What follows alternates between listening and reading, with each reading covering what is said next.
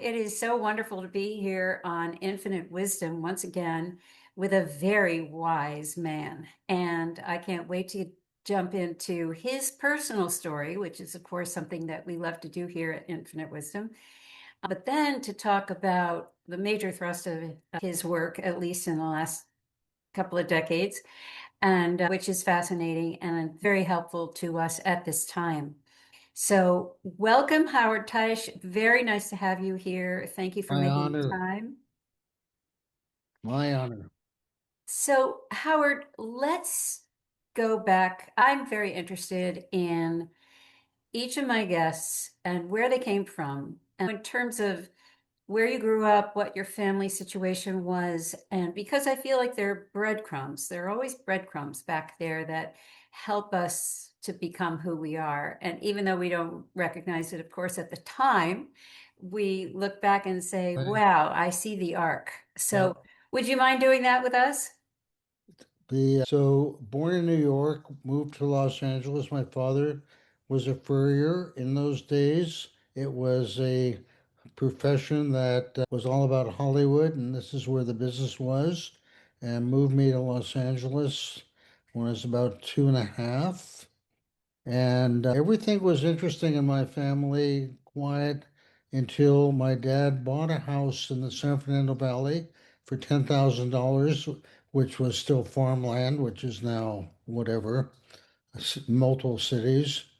And he became a Nazi jerk with me, Ah, honestly. And every night he'd be battling me about something. Where am I going to go to school? How am I, just the parental, but he was nasty. And if I said a word, he shouted me down. And then after dinner, by that time, my brother sat quietly, afraid he was younger, so afraid if he said a word, so he was mute most of his life. And my mm. mother, if she said a word, which she did, he'd scream at her. But he didn't take me in the living room and manically go back and forth about something. I had no idea what. And anyway, I was pretty good in sports, so I had a little bit of an ego and just did that in that era. That's what you did if you were a boy and really a boy in the 1950s definition of a boy. And then I went to the University of Oregon because my friends went there, and I Let me okay, interrupt you just before you go there. So, there were just two children in your family? two myself and my brother. I skipped over it, but I will tell you the true story is my mother committed suicide when I was off at college, and my brother did about 10 years later. So that was the effect of a male father on a family system. And so that's where I started. And so I went to business school because that's what you're supposed to Wait do. a minute. Look. Okay. Yeah. We're going to go Bring back. me back. Okay. Because it forms you. And so the two boys, you're living out in a farming area. You've got this. No, it was a city, San Fernando Valley. Okay. But it was farmland now, as you Mhm. probably know, just Mhm. house to house. So you didn't feel isolated out No, there? no, I was fortunate enough to have some male friends, afraid of girls, of course, and had some male friends, and I was good at sports, and that And is a big deal for a boy. I'm wondering, so if I said what were your interests at that time, would sports pretty much be the Yeah, thing? it was the only thing I could afford. I'd go. My big memories of now I'm living in Venice, California, which is amazing that I'm here. But when I was a kid, I used to come down the beach, and the highlight of my era was laying on the beach catching a suntan. Oh And it was great. I have to say, it was a chance. There's many things that I've come to understand, including how dangerous it is. yeah. Anyway, but so I don't know, pick up where you think it would be interesting. Okay, so I'm curious about, a good old American boy interested in sports, going to the beach, getting a suntan. That's Afraid, California living at its afraid of best. girls. Afraid of girls. Oh, that goes without saying. That goes with males, no matter how they act. And and then you go off to college. Go off And to college. what do you end up studying? I was trained by my father, go to college, get married, have a child. So I went to college in business school and I was really good at it. And University of Oregon was a really good business school in that era. And then I got a master's in psychology. I went on for a master's in business and a minor in psychology, but I didn't understand a damn thing. I didn't understand a word. And in those days, if you were in graduate school and you were in a chair, no matter what you did, they passed you. Particularly if it wasn't your era. It's different than it is now in the 50s and 60s, early 60s. Really? Oh, It it was was, not stringent. oh my God. No, I worked hard in the business school, but that was pretty easy for me for some reason. I get married, have a great kid, a Wait, great, wait a minute. Wait, we're skipping. okay, all right. So what got you to say, gee, I think I'll minor in psychology? The fact that you are sharp, the fact there were two professors that were interesting. One was an industrial psychologist, and the other one was a guy from industry in the heart of Kent State manufacturing. So I became the assistant to the guy in psychology, and but he did numbers. He did research. In those days, he used to work for a big oil company as an industrial psychologist, which nobody hires them anyway. I've been one, and what a joke. But anyway, so I thought, hey, why not go to psychology? I think Interesting. yeah, let's see, no, I hadn't had therapy yet. Okay. Okay. After I got married. Okay. So, and your mom unfortunately took her life during this period. Took it right when I got out of psychology school, which was much later. Oh, okay. Yeah, much later. So you got married soon after graduating? Go to college, formula is a formula. Brainwashed in the 50s, before Hmm. the 60s, before everything happened that has made me happy. A depressed kid, and yeah, so So you got married and had a child. yeah, of course, because we couldn't get along in Los Angeles, and I job hopped to San Francisco, and she wanted a child, and yeah, sure, that's what you're supposed to do, right? Wow. Big way, really. That doesn't, I think that goes on a lot still, but I don't know. I'm in a different world. No, I think it does. It does, but less for sure. Much more flexible. Much less thing. Mhm. Yeah. Okay, so take us forward. So where am I? You have a child. So I'm, I will blame that and most of my marriages on my whatever trips I have, not on the women. And I went to the first therapist, very unhappy in the marriage after my daughter was about 2 years old, and decided to go to decided to become, no, go to therapy. First thing I realized, I went in for marital counseling. And the first thing I realized, I'd never be happy unless I changed jobs. So I looked at this guy across from me, he's a psychologist. Hey, I'll become one. And there was a school that was opening up for people that had not, because at that point, California had only 6 clinical psychologists, and we were Wow. a year graduating. And they don't nobody teaches therapy. So somebody started a private therapy school that was pretty good. And I was in the second year, and no tests, no grades at that point. All you had to do was a thesis. And because I knew how to do research, and nobody else did, because it was easy for me to do a research study because I had been bred on it. And did that, got out, decided, okay, I'm going to become a therapist. And that's when my life really changed. Got very involved in San Francisco in the gay liberation movement, really deeply involved in it. My What first year is that? Do you 1976, 74, 75, Mhm. 75. One of my first clients was a law professor at USC, and he came out. He didn't want to teach anymore, came out, moved to San Francisco, became a client of mine, and wrote the first gay textbook dedicated to me, which I think Wow. is one of the greatest honors in life. And it was an influential factor in the gay liberation movement. I was right at the beginning of it, and it was amazing. Boy, was that an education for a fantasy heterosexual man about trying to learn what masculinity is about. So I studied that, and I studied Navajo sand paintings of a Mm, male initiation that Joseph Campbell and a woman named Maud Oakes mm, did. And I meditated on those for years and educated myself in trying to figure out what a man was. And as a heterosexual man, I'm really proud of how far I went, that very mm, few people will ever go, to mm, make sure I was who I thought I was.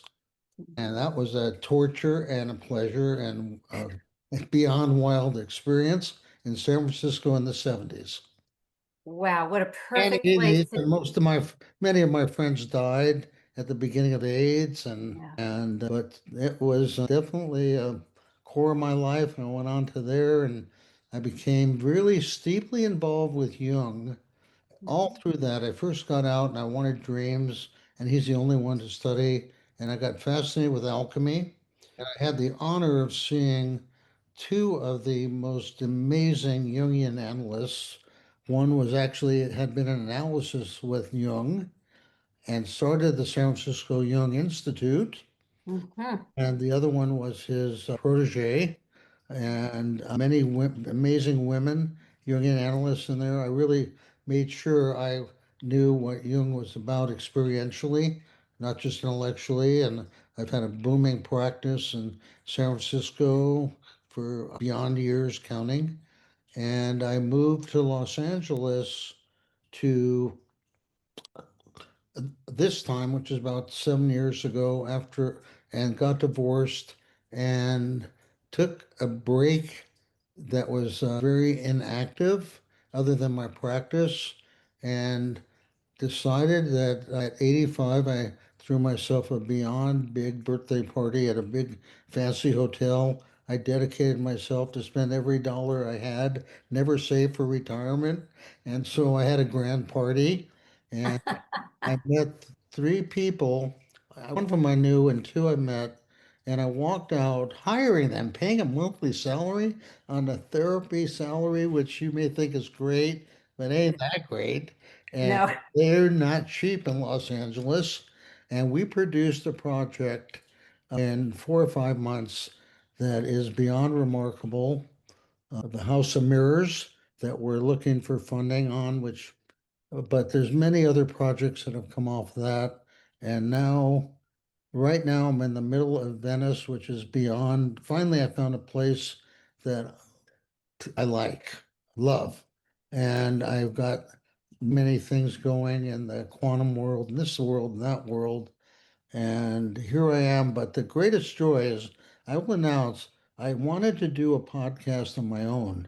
And then you called or wrote me a note, and this is my first podcast ever. Ah. I- you're my mama. Your podcast mama. That's exciting. Thank Yeah, you. yeah. Thank you. No, you're the mama. Remember that, not Got me. it. Okay. Howard, That's enough of me, please. no, that's not enough of you. Okay, you are. I love your insistence. Go for it. So just so you know, I lived for 7 years or 5 years on Fourth Street and Berkeley, Hill. No, in Santa Monica, right near. Santa Monica. Oh, really? Really? Yeah, yeah. So What yeah, were you doing down here? I was in Venice a lot on my rollerblades. Yeah. So Those were the days. yeah, really. Anyway, let's talk a little bit about the book that you wrote.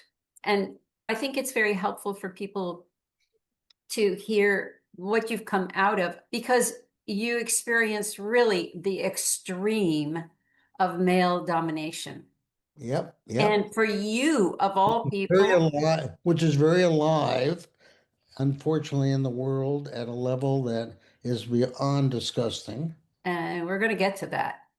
But just to have someone come through and open themselves to really completely undoing not only the personal programming, but really it's global programming, it's generational programming.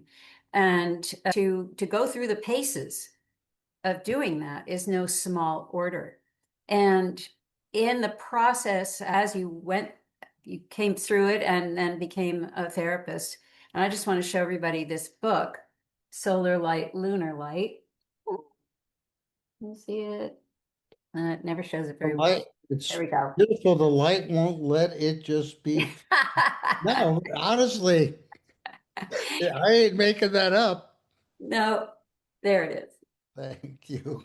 This is a little book that is compact. It's full of really interesting nuances for how we think about masculine and feminine has been renamed Solar Light, Lunar Light by Howard. And that naming in and of itself changes the dynamic. And so I thought you might want to talk a little Let me bit. emphasize one thing. Yeah, So in men, it's been called the feminine by Jung. Unfortunately, yes. it's really the lunar masculine. And Okay, this is what I want to get into. Yeah. when I switched in my umpteen years of Jungian analysis, I acted out the feminine as much as any person could. Not really, but enough to know that it wasn't going to work. And here I'm at the desperation of the Jungian model. And I came across, because I was studying indigenous and shamanic cultures, the male moon god. I never heard of the male moon god. Okay, so the Navajos, the Hopis, the Mayans, every pre Judeo Christian culture had a male moon god and a female sun goddess that's not the masculine. Now, those two factors, that there's a solar masculine and lunar masculine, and it's yin and yang, because even yin and yang has been prejudiced by Confucius. 500 BC took Taoism, which had it as sun and moon, and really wanted to control women, and so said this is male and this is female. And now almost everybody in the world believes there's this male and female and a man and a woman. And by bringing this into the integrity of your own gender, you get a power that is different. Yeah. And the establishment does not want individuals to have that personal creative power, period. The you talk about twin gods, so I want to go from this twin aspect before we move on to anything else. You are so sharp. Honestly, that's a subtle but key part, because the twinning is in males. Almost every pre-Judeo-Christian culture has twin males, not twin females. And So can twin, you talk about that? okay, so my thought now, when I talk about women, I talk about the mythology, not women embodied. Know anything about women. I totally have admitted that now that I'm in Venice, in which there are more amazing men and women here than any place I've ever been. Anyway, but men, because they come from a mother, they need to bond with the cosmos. And a twin male, because everybody's born of the sun and the moon, it's biology. It's quantum physics. It's duh. So you need the sun and the moon in you because it's in you, as well as we're made from stardust, which is a whole other dimension but so men need to be twinned, because the lunar has been seen as feminine and homosexual. Most men don't ever come close to it. Gay men do many things with it, but it's the shadow of straight men. I believe it's even the shadow of war. I won't go into. But Mm-hmm. homophobia equals masculinity, to be able to admit the moon god in you and the sun god as partners, a wave and a particle, quantum level. Women are already twinned by their biology, so they don't need, because if they have a daughter, she's already twinned. She doesn't need to be twinned mythologically. And that's a big difference. So when men and women try to function together in relationships, which are not doing too well for my worlds, they don't have all their internal gender power. They've Hmm. already split it off and fragmented, and so they don't have their own genetic voice. Genetic voice. That when I was able to develop the male moon god idea, just the thought just drove me, and then to understand that it's on a neurological level, on a quantum level, it's the wave and the particle. Yeah. Women are waved and particled by biology. Men have to do it psychologically. That to me is Oh, that's interesting.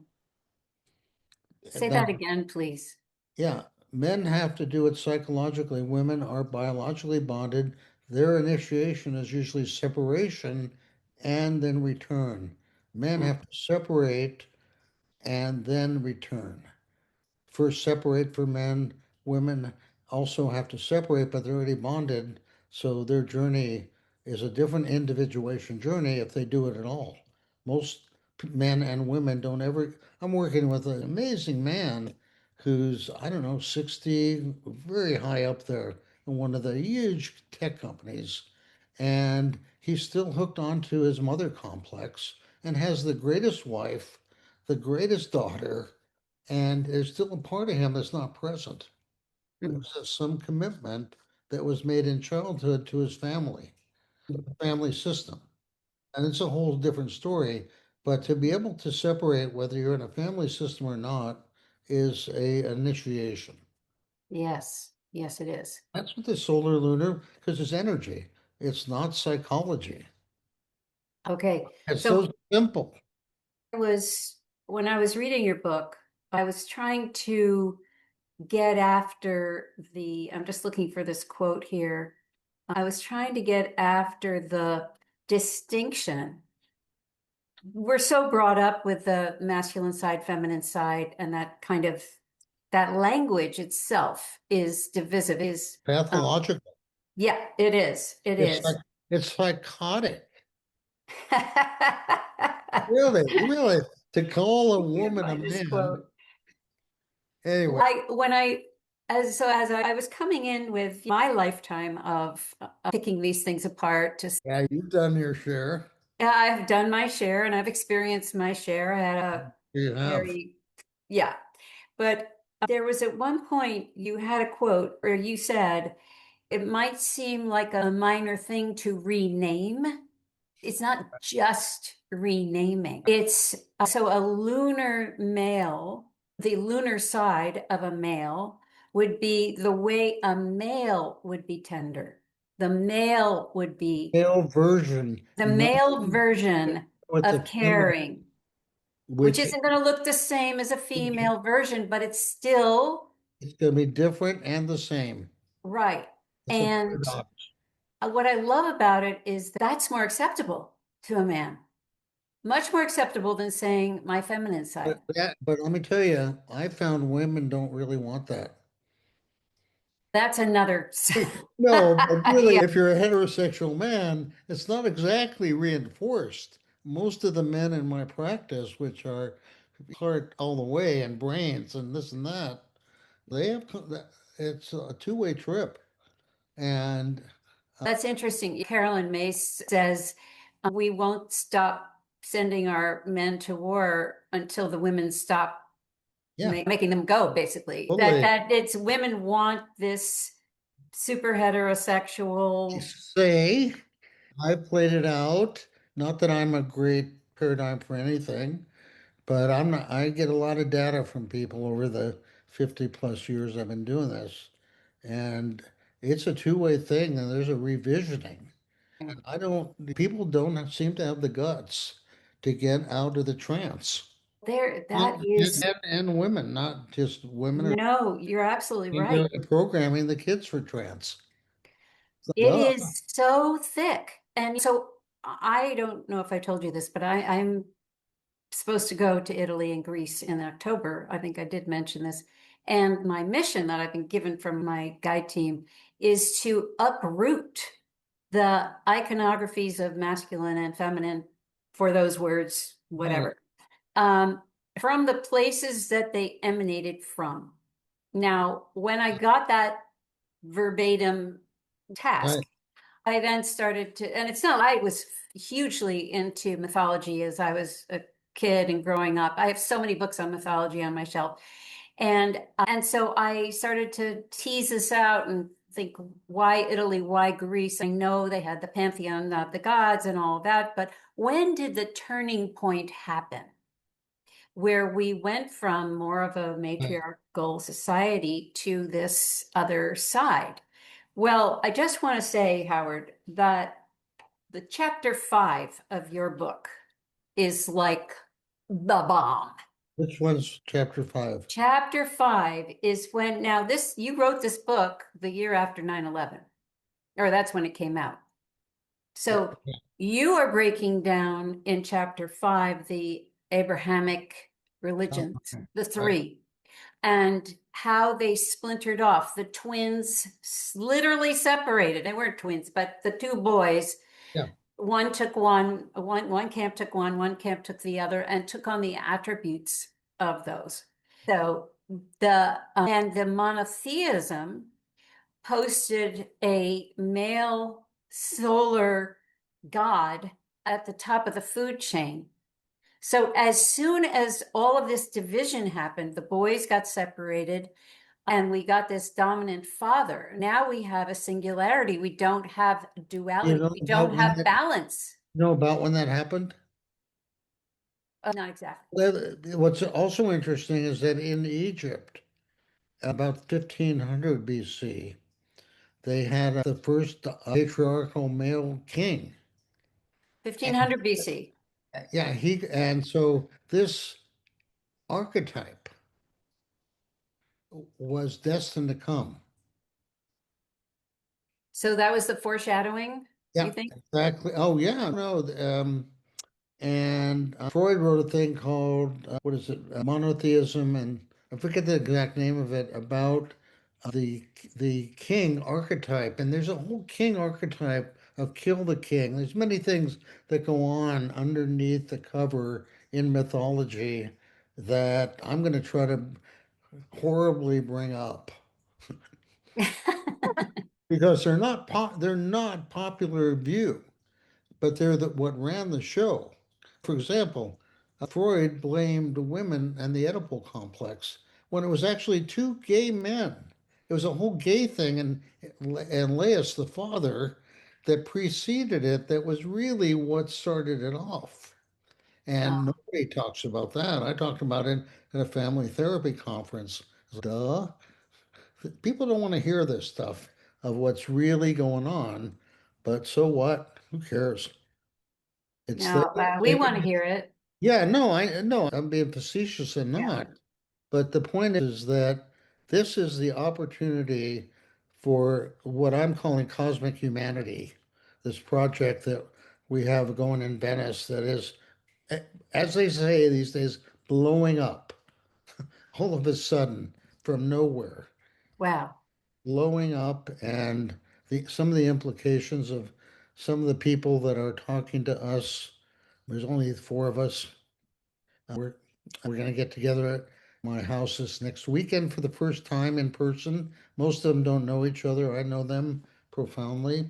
So, Cosmic Humanity, join us along the way because we're going to have quantum consciousness complementarity engine. My main thing is teaching about the complementarity engine that runs creativity in the psyche. So let's talk about complementarity because that's a big part of. I have to say, you are beyond sharp. Oh, I knew that in our phone call, but now you go after things. I read your book. It doesn't matter. Many people have read my book.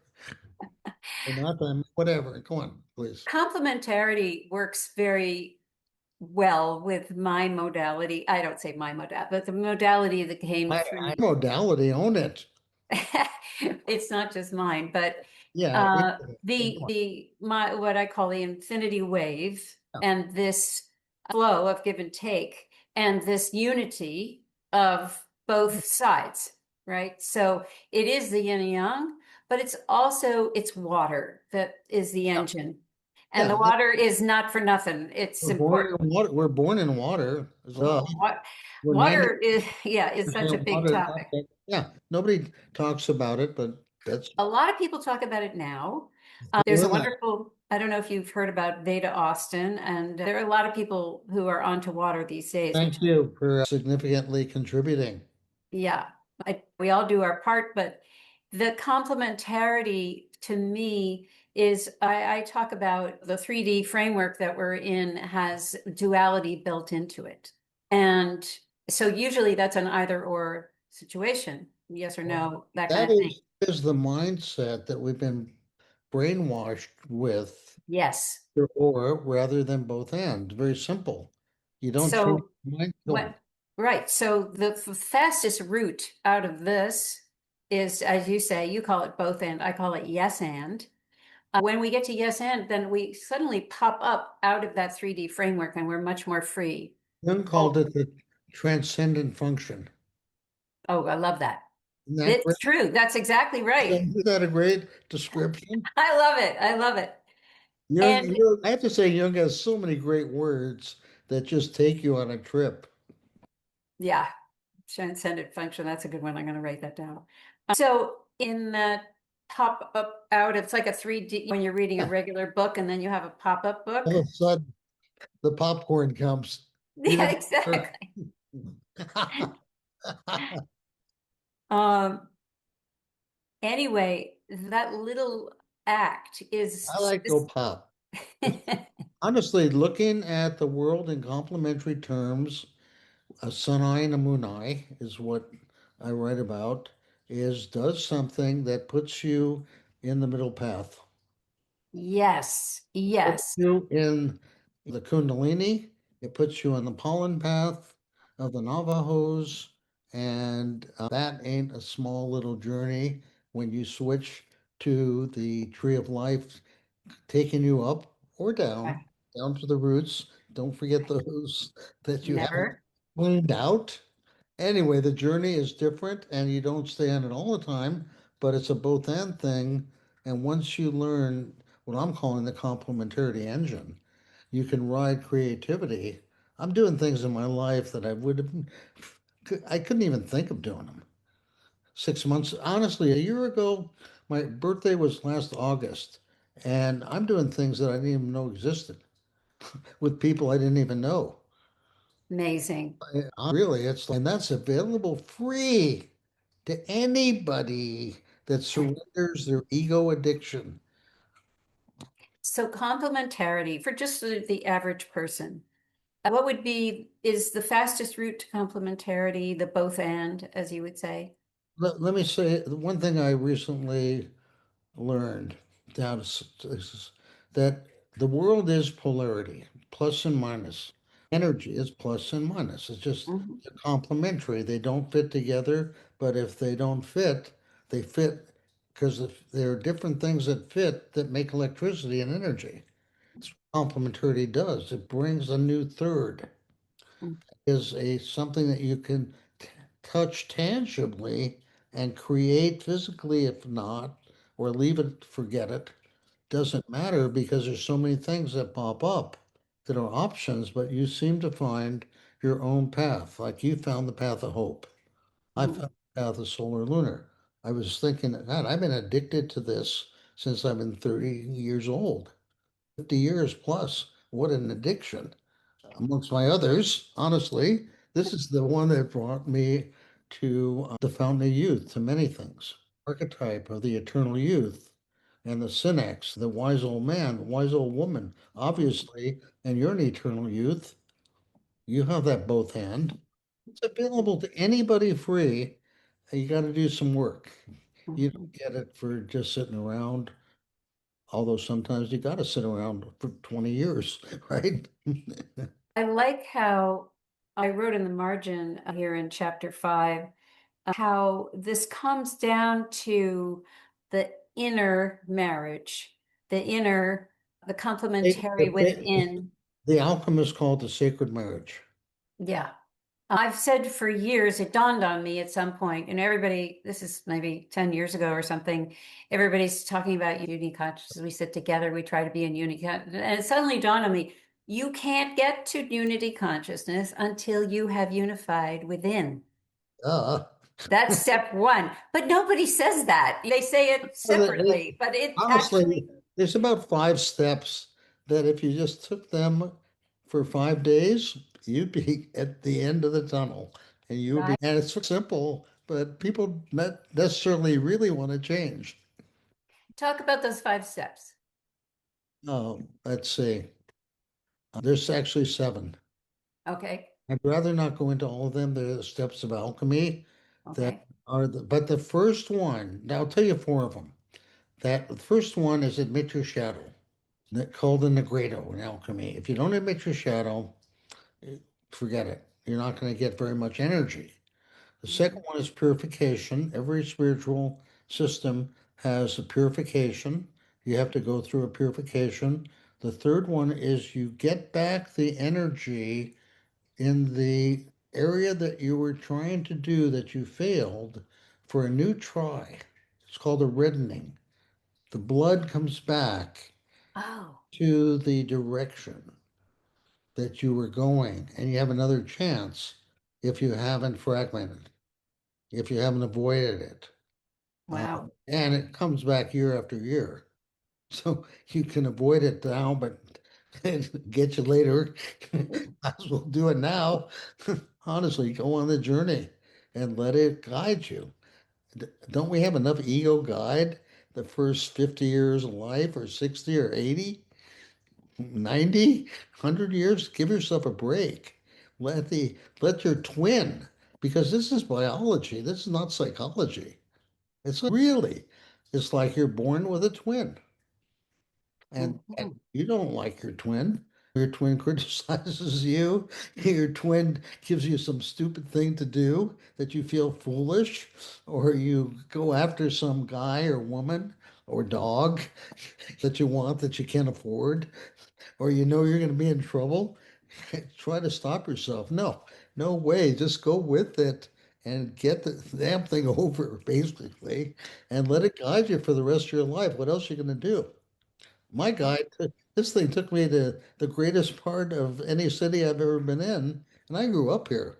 I was afraid to go to Venice Beach. It Now, was scary. yeah, and it was. It's been, but now it's, oh my God, the boardwalk on the weekends is like, I know 7 or 8 people who have shops there. So it's the Oh, loveliest place. it is so great. And it turns out to be the second, other than Disneyland, this is the most traveled place in the world. Visitors, when they come to Los Angeles, is the boardwalk. Interesting. Anyway, I'm not promoting Venice. So stay away. Yeah. Number 4. Okay, number 4 is the gold, the sacred marriage of the learning complementarity and what it's about, not opposites. Jung never, honestly, never got there. His last book was Mysterium Conjunctionis, The Mystery of Separation and Union of Opposites. And he had a discussion with Wolfgang Pauli, this very famous physicist that he wrote about in Alchemy and a lot of stuff. And they touched on it. Pauli was trying to educate him, but Jung couldn't make that leap for Really? some, yeah, he couldn't make it. And this is what I've seen many totally, not that Jung should have done anything else. However, he missed the next paradigm because that's just the first step. The second step is complementarity, to live the sacred marriage as a lifestyle while you're on earth. Beautiful.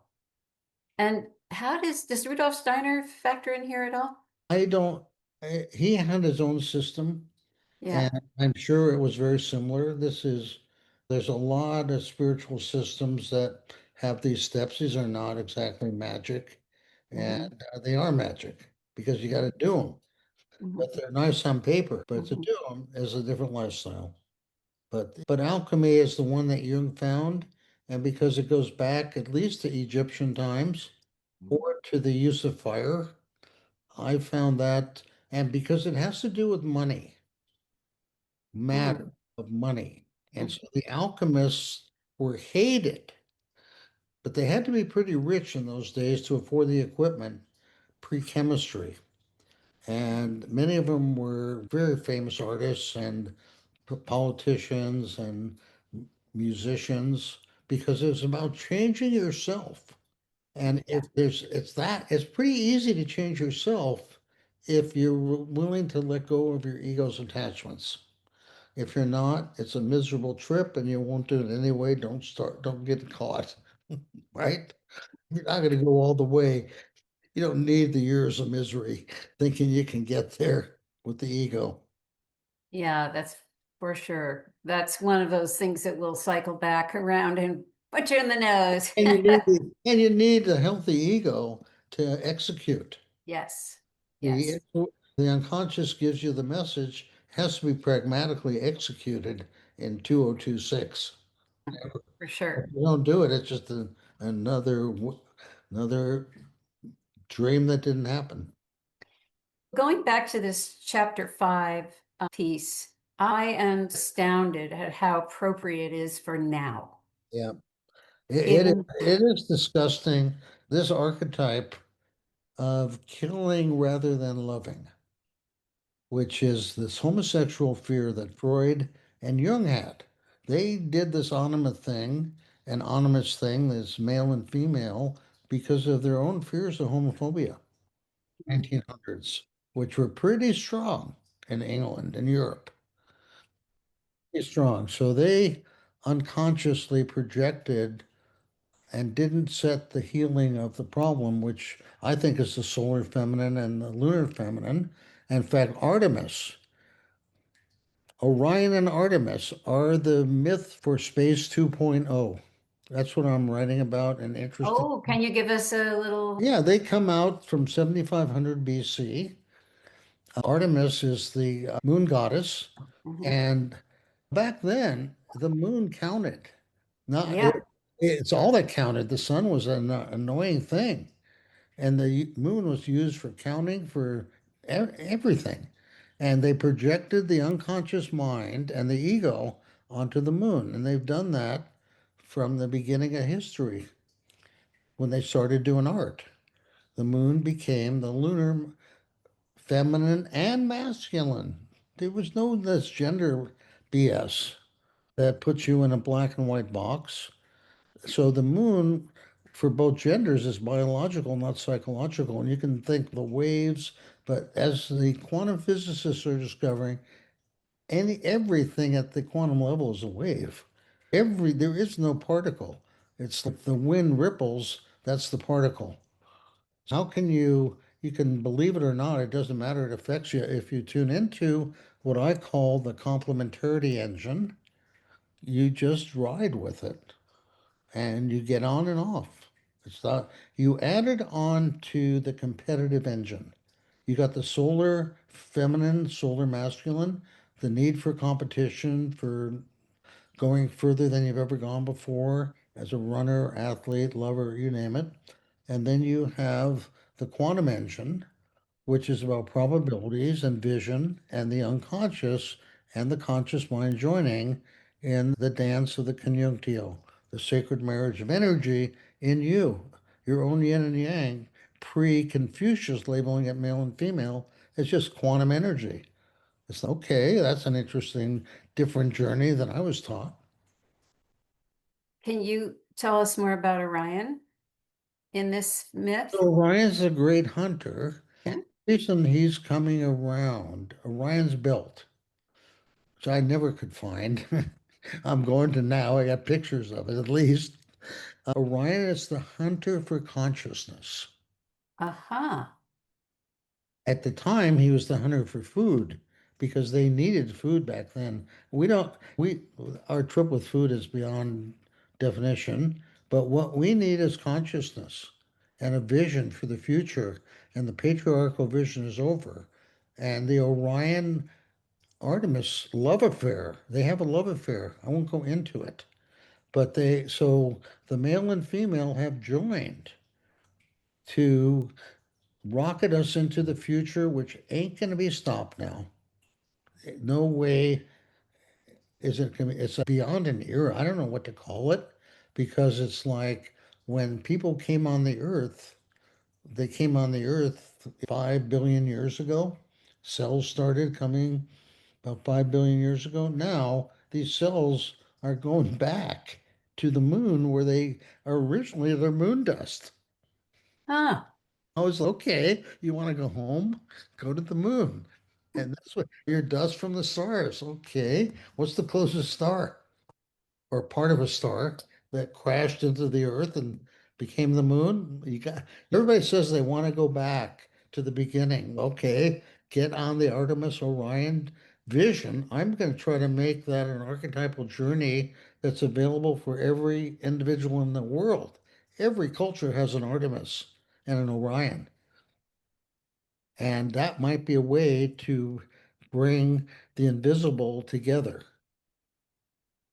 Because with all this quantum stuff that's coming and all the AI, this is a different game. Exactly. Exactly. The game that was is over.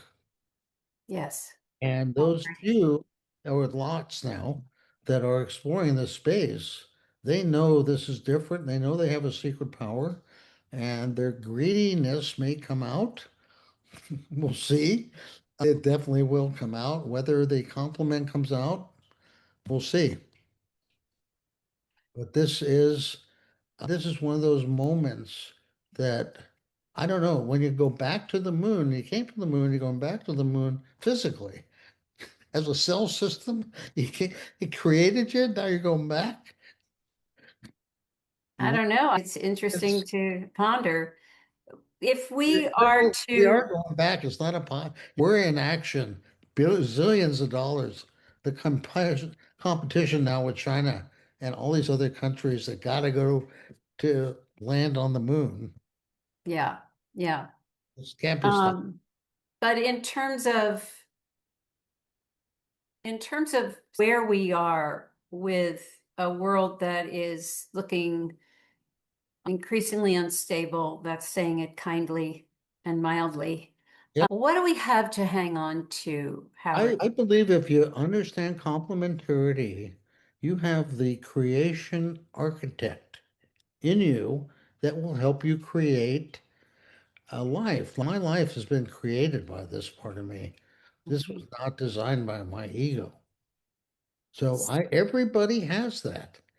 Every cell has complementarity, zillions of powers. It's there to be gotten. It's energy. You can co-create with a conscious ego that's not inflated. Even an inflated ego can do it for a bit, or a deflated ego, but to stay, you've got to have complementarity.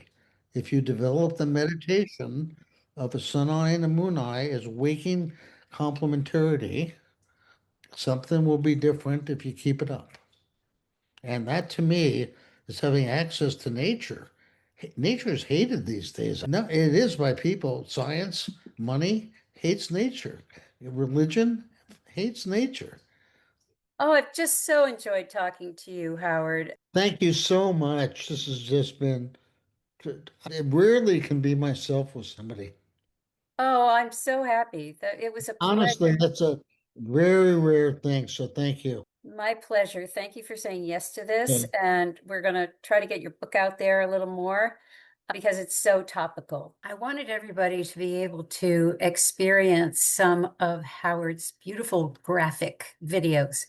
And I'm going to add one or two in here so that you can better understand what he was saying about complementarity. So enjoy that. And thanks for watching. Light a wave or a particle? Light could not choose, so it became both. My name is Howard Teich. I'm a psychologist living in Venice, California. My website is solarlunar.com.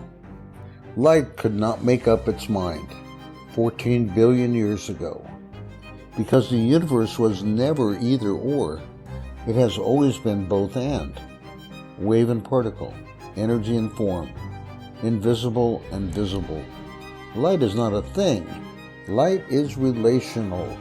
It becomes what it is and how we perceive it. And this changes everything. Because what we call reality is not fixed. It's shaped through participation, through perception. Our perceptions does not see reality. It helps create it. So the question is no longer what is light. The question is, can humans' thinking evolve to match that reality? From either or to both and, from separation to relationship, from certainty to participation. What appears solid is only one side of reality, because everything I see has an unseen partner. My name is Teich. I'm a psychologist living in Venice, California. My website is solarlunar.com. What appears fixed has an unseen complementary nature. When I look in the mirror, I see a solid self, a face, a form, someone I call I.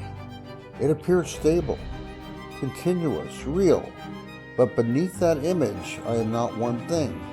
I'm a trillion cells, billions of atoms, patterns of energy in motion, a living field, not a fixed object. There are two ways of seeing. There are two modes of consciousness looking out through my eyes. The solar consciousness from the left eye sees form, boundary, clarity. It says, this is me. It defines separate acts. It gives me structure to the world. This is the self I recognize in the mirror. The moon self, the lunar consciousness, feels, flows, connects, relates. It says, I am part of everything. It senses movement, patterns, interdependence. It dissolves the illusions of separateness. This is the self I do not see, but always am. The hidden complementarity. The mirror shows only the solar self, the visible, the defined, the formed, but the lunar self is always present, unseen, like the wave beneath the particle, like energy within matter, like the field that gives rise to form, not either or, always both.